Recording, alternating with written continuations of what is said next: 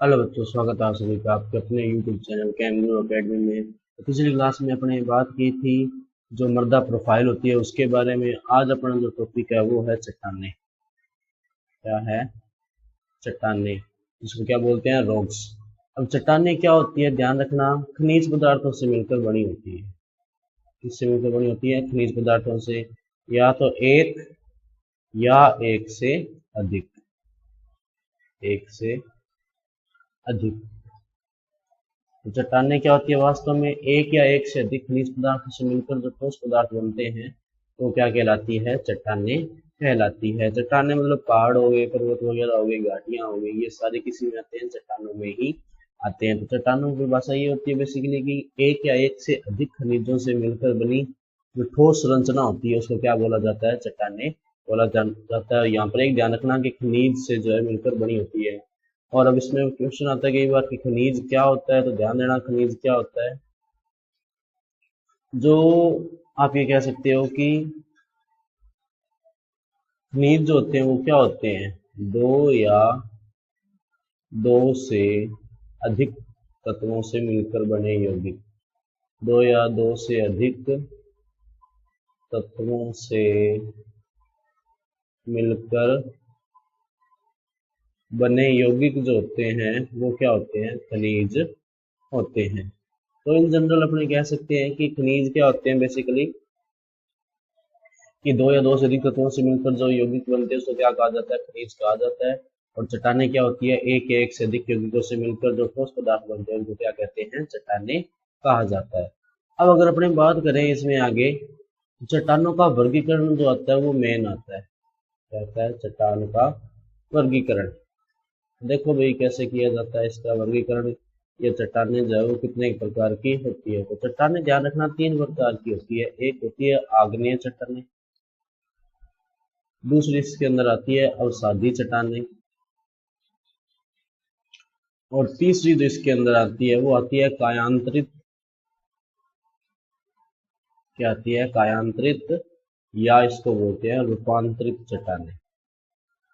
क्या बोलते हैं बच्चों? ध्यान देना, रूपांतरित चट्टानें। तो चट्टानें हैं तीन प्रकार की: आग्नेय चट्टानें, अवसादी चट्टानें और कायांतरित या रूपांतरित चट्टानें। अब आग्नेय चट्टानें जो है ना वो कब बनी थी? गर्म लावा से।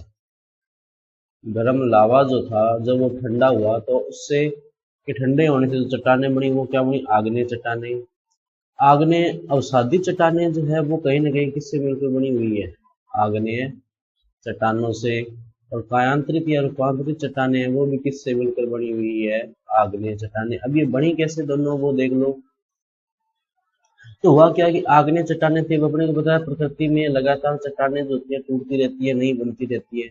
तो चट्टानें टूटी और टूट कर एक जगह इकट्ठी होती गई। एक जगह इकट्ठी होने से जिन चट्टानों का निर्माण हुआ वो क्या हुआ? अवसादी चट्टानें। और कायांतरित चट्टानें क्या होती है कि ये या तो आग्नेय से बनी होगी या किससे मिलकर बनी होगी? अवसादी चट्टानों से।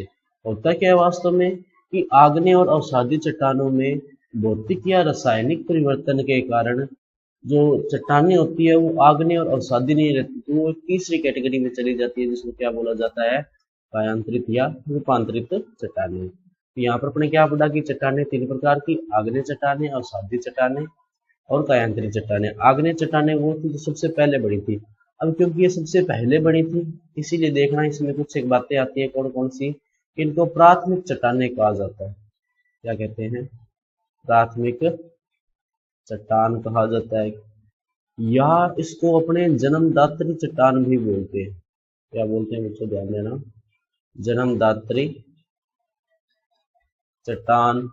और जन्मदात्री चट्टान क्यों बोलते हैं? क्योंकि बाकी जो ये दो चट्टानें हैं अवसादी और कायांतरित, इन दोनों चट्टानों का निर्माण आग्नेय चट्टानों से ही हुआ है। अब अवसादी चट्टानें जो है, अवसादी चट्टानों को अपने परतदार चट्टानें भी कहते हैं। क्या कहते हैं? परतदार चट्टान भी कहते हैं। और जो अवशेष होते हैं वो इसी के अंदर पाए जाते हैं। जो जीवाश्म के अवशेष होते हैं वो किसके अंदर पाए जाते हैं? अवसादी चट्टानों के अंदर। क्यों पाया जाता है ऐसे? क्योंकि अवसादी चट्टानें जो है वो अचानक से नहीं बनती। ये क्या होता है कि एक लेयर मान लो आज बन गई, एक लेयर अगले 10 सालों में बनेगी, फिर उससे आगे जो है एक लेयर जो है उससे आगे सालों में बनती जाएगी। तो ये इसका निर्माण जो है एक परत के रूप में होता रहता है, इसलिए इसको क्या कहते हैं, परतदार चट्टानें।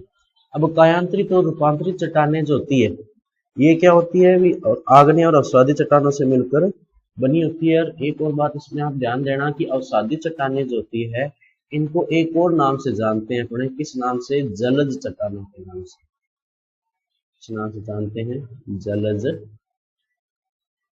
चट्टानें। ये भी आप ध्यान रखना, अभी अवसादी चट्टानों को किस नाम से जानते हैं, जलज चट्टानों के नाम से जानते हैं। अब इसके बाद में अपने बात करते हैं उसके बाद में आग्नेय चट्टानों के बारे में, इसके बारे में आग्नेय चट्टान के बारे में। तो आग्नेय चट्टानें देखो फिर दो प्रकार से वर्गीकृत की जा सकती है। एक तो संरचना के आधार पे, एक तो संरचना के आधार पे, एक निर्माण के आधार पर, एक निर्माण के आधार पर। समझना यहाँ पर ध्यान से बात को कि आग्नेय चट्टानें दो प्रकार से फिर दो भागों में बांटी जा सकती है, एक तो संरचना के आधार पे और एक निर्माण के आधार पे। तो संरचना के आधार पे देखो बच्चों चट्टानें जो होती है वो तीन कैटेगरी में आती है, एक अम्लीय, दूसरी इसमें अपने कह सकते हैं माध्यमिक, माध्यमिक, और तीसरी इसमें आती है क्षारीय चट्टानें, आती है क्षारीय चट्टानें। और निर्माण के आधार पर दो प्रकार की होती है, ये ध्यान देना, एक तो आंतरिक, क्या होती है, आंतरिक, और दूसरी इसमें होती है बाह्य चट्टानें। एक तो आंतरिक चट्टानें और एक बाह्य चट्टानें, या इसको ऐसे भी कह सकते हैं कि आंतरिक आग्नेय चट्टानें और बाह्य आग्नेय चट्टानें। अब आंतरिक आग्नेय चट्टानें कब बनती है, देखना बच्चों, जब लावा जो होता है, लावा वो पृथ्वी के अंदर ठंडा हो जाता है, पृथ्वी के अंदर ठंडा अगर हो जाए, ठंडा हो जाए तो इसको क्या कहते हैं अपने, ध्यान देना। अगर लावा जो अपने देखो अभी थोड़ी देर पहले बात की थी कि आग्नेय चट्टानों का निर्माण किससे हुआ था, गर्म लावा से। आग्नेय चट्टानों का निर्माण किससे हुआ था, गर्म लावा से किया गया था, ठीक है। अब ये लावा दो तरह से ठंडा हो सकता है, या तो वो पृथ्वी के बाहर आके ठंडा हो या पृथ्वी के अंदर ही ठंडा हो जाए। तो अगर पृथ्वी के अंदर ठंडा हो गया लावा तो आंतरिक आग्नेय चट्टानें, और अगर वही मान लो कि लावा जो है वो पृथ्वी के अंदर ठंडा न होकर पृथ्वी से बाहर अगर ठंडा होता है, कि इस तरह से तो ये लिख लेते हैं इसमें कि अगर लावा जो है वो पृथ्वी के अंदर ठंडा न होकर पृथ्वी से बाहर आके अगर ठंडा हो जाता है तो देखो क्या होगा बच्चों, यहाँ पे ये इसको अपन इतना घटा देते हैं, पृथ्वी से क्या आ जाए बाहर,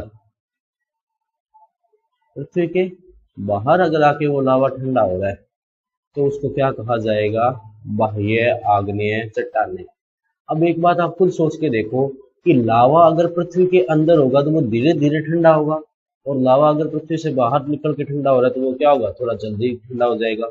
इसीलिए ध्यान रखना, क्योंकि जो आंतरिक है, आंतरिक जो चट्टानें हैं उसमें पृथ्वी में लावा जो अंदर ठंडा हो रहा है, इसीलिए ये जो चट्टानें होती है ये क्रिस्टलीय प्रकृति की होती है। किस प्रकृति की होती है, क्रिस्टलीय प्रकृति की। क्यों होती है, क्योंकि लावा जो बहुत धीरे धीरे ठंडा हो रहा है तो क्रिस्टल्स को बनने में टाइम लग रहा है और वो किस प्रकृति की हो जाती है, क्रिस्टलीय प्रकृति की हो जाती है। लेकिन अगर लावा पृथ्वी के बाहर आ गया और बाहर आके ठंडा होगा तो उसको ज्यादा टाइम मिलेगा नहीं ठंडा होने के लिए, वो जल्दी जल्दी वो ठंडा होगा। अगर जल्दी जल्दी ठंडा होगा तो वो क्या हो जाएगा, अक्रिस्टलीय। क्या हो जाएगा बच्चों, ध्यान देना, अक्रिस्टलीय हो जाएंगी वो चट्टानें, ठीक है। ये हो गया इसमें अपने जो मेन बात थी। अब उसके बाद में आप ये चीज हो देखो, अच्छा अब बात करते हैं अपने आंतरिक चट्टानें और बाह्य चट्टानें की होगी। अब बात करते हैं अम्लीय चट्टानें। तो अम्लीय चट्टानें होगी एक माध्यमिक और एक क्षारीय। ध्यान रखना क्षारीय में जो अपने सिलिका होती है वो कितनी होती है, लगभग 45 से 55%। माध्यमिक में होती है लगभग 55 से 65%। और हाँ, तो अम्लीय में जो सिलिका होती है वो कितनी होती है, लगभग 65 से 85%। ये जो मैंने तीनों लिखी हैं ये किसकी मात्रा है, ध्यान रखना आप, किसकी मात्रा है, ये सिलिका की। ठीक है, तो ये ध्यान रखना आप। तो ये हो गया अपने आग्नेय चट्टानों का वर्गीकरण। और ध्यान रखना कि जो आंतरिक और बाह्य चट्टानें हैं इनको एक नाम और से जानते हैं अपने, वो देखना कौन सा है। आंतरिक चट्टानों को जानते हैं अपने प्लूटोनिक नाम से। किस नाम से जानते हैं, प्लूटोनिक चट्टानें। और बाह्य जो चट्टानें होते हैं उनको किस नाम से जानते हैं, ज्वालामुखी चट्टानों के नाम से। ऐसा क्यों कहते हैं देखना, क्योंकि आंतरिक जो चट्टानें हैं, आंतरिक आग्नेय चट्टानें, उसमें ज्वालामुखी फटा नहीं, वो लावा जो पृथ्वी के अंदर ही रह गया, तो इसको तो बोल दिया प्लूटोनिक। और बाह्य जो चट्टानें थी उसमें क्या हुआ कि ज्वालामुखी फट गया और लावा क्या आ गया, बाहर आ गया, इसलिए इसको क्या बोल दिया, ज्वालामुखी चट्टानें। तो बच्चों आज की क्लास में इतना ही, मिलते हैं अगली क्लास में। अगर आपका कोई डाउट हो तो आप हमें कमेंट सेक्शन में पूछ सकते हैं, और अगर आपका कोई सजेशन हो तो भी आप हमें कमेंट सेक्शन में बता सकते हैं। और अभी तक अगर आपने इस चैनल को सब्सक्राइब नहीं किया तो जरूर कर लेना, क्योंकि अब अपने कंटिन्यूस बेसिस पे अपने यहाँ पे वीडियो जो है वो अपलोड करते रहेंगे। और अगर आपको इसकी पीडीएफ डाउनलोड करनी है तो आप हमारा टेलीग्राम चैनल ज्वाइन कर सकते हैं, इसका लिंक जो आपको डिस्क्रिप्शन में मिल जाएगा। तो आज की क्लास में इतना ही, मिलते हैं अगली क्लास में, तब तक के लिए पढ़ते रहिए। नमस्ते।